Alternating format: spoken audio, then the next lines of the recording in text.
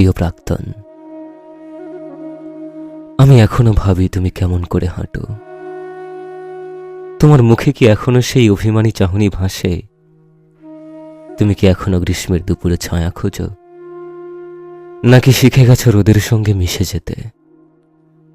ভাবনাই তোমাকে আজও অচেনার ভিড়ে আলাদা করে চিনে নেই।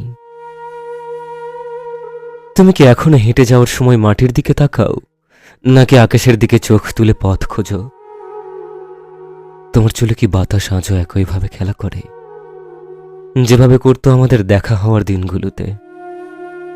তুমি কি এখনো রাগের ভেতরে লুকিয়ে রাখো কোমল হাসি, যা আমি ছাড়া কেউ হয়তো খুঁজে পায় না? অনেক সময় মনে হয় তুমি নিশ্চয়ই বদলে গেছো। মানুষ তো বদলায়, তবু আমার ভিতর কোথাও এক জেদি বিশ্বাস বারবার বলে ওঠে তুমি আসলে বদলাওনি। তুমি আজও সেই আগের তুমি, যাকে আমি এক সময় অজস্র বিশ্বাসের ভেতর বাঁচিয়ে রেখেছিলাম। জানি আমাদের গল্প শেষ, আমরা দুজনেই অন্য পথে হেঁটে গেছি, কিন্তু সত্যি কি শেষ হয়?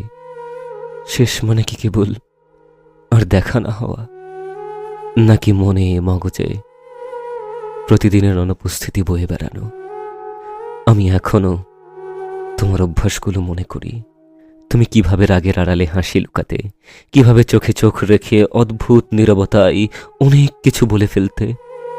আজও সেই স্মৃতিগুলো ছায়ার মতো আমার পাশে হেঁটে চলে।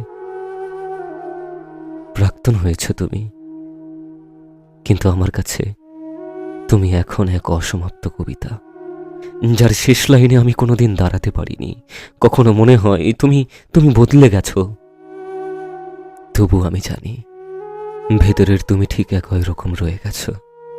শুধু শুধু আমি নেই তোমার সেই রোদ ছায়ার পাশে।